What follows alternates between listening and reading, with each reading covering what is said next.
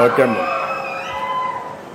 గౌరవనీయులు స్థానిక పార్లమెంట్ సభ్యులు కేంద్ర మంత్రివర్యులు పెమ్మసాని చంద్రశేఖర్ గారు,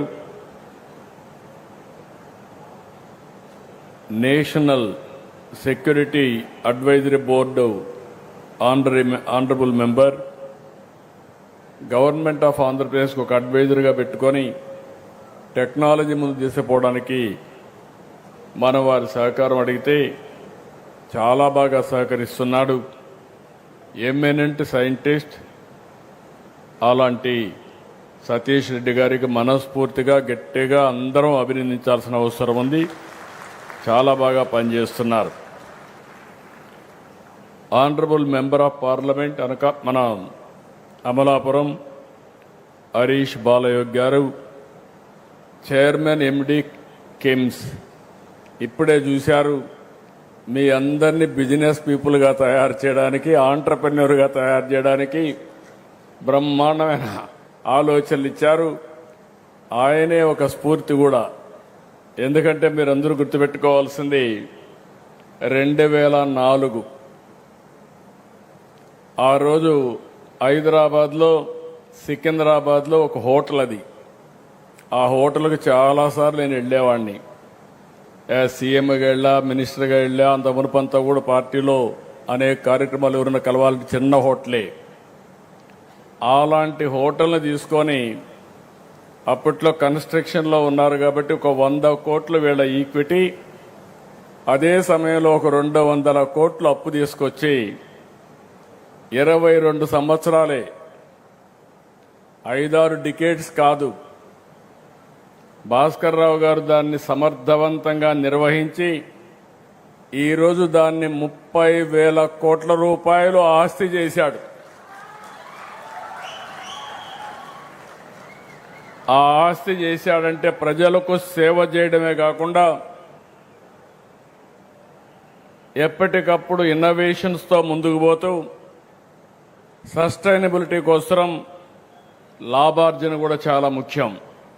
నేను అందుకే ఒక మాట చెప్తాను, ఏదైనా పెట్టుబడి పెట్టినప్పుడు పెట్టుబడికి వడ్డీ కూడా రాకపోతే, అప్పులు కూడా తిరిగి కట్టకపోతే తిరిగి అప్పు కూడా ఇవ్వరు, ఆస్తులు కూడా జప్తు చేస్తారు.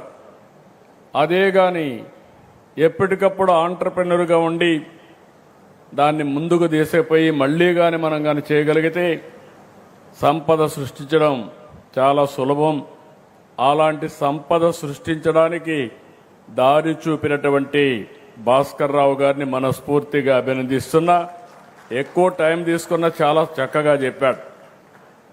అదే మరిగా director BSCPL infrastructure limited CNI గారు, collector district collector Sainath Varma గారు, ప్రత్యేకంగా కిమ్స్ ఇప్పుడు బైసర్, ఈ కుటుంబ సభ్యులందరికీ కూడా మనస్ఫూర్తిగా అభినందనలు, స్వాగతం సుస్వాగతం ఈ మీటింగ్కి. ఎందుకంటే నాకు మనసుకు దగ్గరగా ఉండే కార్యక్రమం ఇది.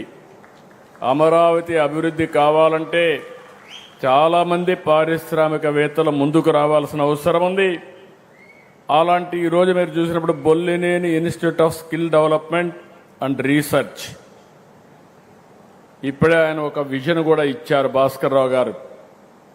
నాకు బాగా జ్ఞాపకం, హైదరాబాద్లో నేను సీఎం అయినప్పటికీ చాలా హాస్పిటల్స్ తక్కువ ఉండేటివి, 2-3 హాస్పిటల్స్ ఉండేటివి, హోటల్స్ కూడా లేవు, ఒక కన్వెన్షన్ సెంటర్ కూడా లేదు. అక్కడి నుంచి నేను టెంట్లేసి సిఐఐ కాన్ఫరెన్స్లు పెట్టేవాడిని. అదే సమయంలో నేను హైదరాబాద్ని ఒక హెల్త్ హబ్గా తయారు చేయడానికి ఆ రోజు కోడెళ్ల శివప్రసాదరావు గారు హెల్త్ మినిస్టర్గా ఉంటే గల్ఫ్ పంపించేవాడిని. అక్కడి నుంచి వస్తే టూరిజం అభివృద్ధి అవుతుంది, ఆరోగ్యానికి కూడా హైదరాబాద్ కేంద్రంగా అవుతుందని చెప్పి ఆ రోజు ఆలోచించాం. అక్కడి నుంచి మీరు చూస్తే ఈరోజు నేను గర్వంగా చెప్పగలుగుతున్నా, దేశానికి మెడికల్ హబ్గా హైదరాబాద్ తయారైందంటే ఆ రోజు వేసిన ఫౌండేషను దానికి సహకరించినటువంటి కిమ్స్ లాంటి మేనేజ్మెంట్లు అని చెప్పి కూడా నేను మీకు తెలియజేస్తున్నా. ఈరోజు మనందరం కూడా బైజర్ అమరావతి గడ్డపై నుంచి ఇది ఒక వినూత్నమైన ప్రయోగం. విద్యా వైద్యంలో తిరుగులేని స్థానంలో ఉండాలి. ఇప్పుడే ఎక్స్ప్లెయిన్ చేశారు. 25 ఎకరాల్లో చేపడుతున్నారు. ఇది 23 ఎకరాల్లో కాలేజీ ఏర్పాటు చేస్తారు. ఇందులోనే స్కిల్ కూడా సెంటర్ కూడా ఎస్టాబ్లిష్ చేస్తారు. నా దగ్గరికి ఫస్ట్ టైం భాస్కర్ రావు గారు వచ్చి మాట్లాడారు. నేను స్కిల్ డెవలప్మెంట్ పెడతాను, మెడికల్ కాలేజీ పెడతాను, నాకు మీరు ల్యాండ్ ఇస్తారంటే నేను ఆయన ఆహ్వానించి డిస్కస్ చేసినప్పుడు 1,00,000 మందికి నేను స్కిల్ డెవలప్మెంట్ చేసి, మనం ఏంటంటే అందరం కూడా ఆలోచించేది ఒక హాస్పిటల్ అంటే ఓన్లీ వైద్యుల్నే చూస్తాం, డాక్టర్లనే చూస్తాం. డాక్టర్ల కంటే ముఖ్యంగా కావాల్సింది నర్సెస్ కావాలి, పారామెడికల్ స్టాఫ్ కావాలి, టెక్నీషియన్స్ కావాలి. ఒకప్పుడు మనం అందరం కూడా ఎంబీబీఎస్ అంటే ఒక్క పేషెంట్ని ట్రీట్మెంట్ చేయడం వరకే చూసాం. ఇప్పుడు టెక్నాలజీ మారిపోయింది. ఈ టెక్నాలజీ ఎంతవరకు పోయిందంటే డాక్టర్ కూడా నేర్చుకుంటే తప్ప, ఐటీ నేర్చుకుంటే తప్ప ప్రగతి సాధించలేని పరిస్థితికి వస్తున్నారంటే అది టెక్నాలజీకి ఉండే మహత్యం అని చెప్పి కూడా నేను మీకు తెలియజేస్తున్నా. రెండో విషయం కూడా ఇక్కడ నేను చూశాను, పిల్లలందరినీ ఎంత ఉత్సాహంగా ఉన్నారంటే, మీ ఉత్సాహం చూస్తూ ఉంటే నా విజన్ తప్పకుండా సాధిస్తానని నమ్మకం నాకు వస్తూ ఉంది. 23 నెలల కంటే ముందు ఈ రాష్ట్రంలో ఒక అరాచకం, ఒక విధ్వంసం, నా జీవితంలో అలాంటి పాలన ఎప్పుడూ నేను చూడలేదు, చూస్తాను కూడా అనుకోను. 50 సంవత్సరాలు సుదీర్ఘ రాజకీయ చరిత్ర. అలాంటివి మీరు చూసినప్పుడు నేనే ఎప్పటికప్పుడు నేర్చుకుంటానే ఉంటాను. అనునిత్యం నేను నిత్య విద్యార్థిని. ఇప్పుడు భాస్కర్ రావు గారితో మాట్లాడినప్పుడు ఒక మాట అంటే నా మైండ్లో నా కంప్యూటర్లో ఎక్కించుకున్నాను. 1,00,000 ఉద్యోగాలు మా పిల్లలకి ఇవ్వాలనేది నా ప్రగాఢమైన ఆలోచన. మా ఆఫీసర్లు చెప్తే ఒకటే మాట చెప్పాను, మీరు బిజినెస్ రూల్స్ చూస్తారు, నేను పిల్లల భవిష్యత్తు చూస్తాను, మీకు నాకు ఇదే తేడా అని కూడా నేను చెప్పాను. ఇప్పుడు వారు ఒక మాట అంటే నేను చెప్పాను, 0 డేట్ ఈరోజే స్టార్ట్ అయింది. పక్కనే సీనయ్య కూడా ఉన్నాడు. మేము చేస్తాం సార్ అన్నారు. కాదు, ఇదే రోజు 2027 ఇక్కడికి వస్తా, ఇనాగరేషన్ చేస్తున్నా. ఇనాగరేషన్ డేట్ కూడా ఫిక్స్ చేశాను. No option. ఎప్పుడు కూడా నేను ఎక్కడ పోయినా కూడా పెద్ద పెద్ద ఫ్యాక్టరీస్, గూగుల్ మొన్నే ఫౌండేషన్ వేసాం. ఫౌండేషన్ వేస్తే వాళ్ళు సెప్టెంబర్ అంటే కాదు, ఆగస్టు 15 మంచి రోజు, స్వాతంత్రం వచ్చిన రోజు. గూగుల్ కూడా ఆగస్టు 15 కంటే ముందు ఇనాగరేషన్ చేయాలని 2028 ఆగస్టు 15 కంటే ముందే గూగుల్ విశాఖపట్నంలో ఆపరేషన్లు ప్రారంభిస్తుంది.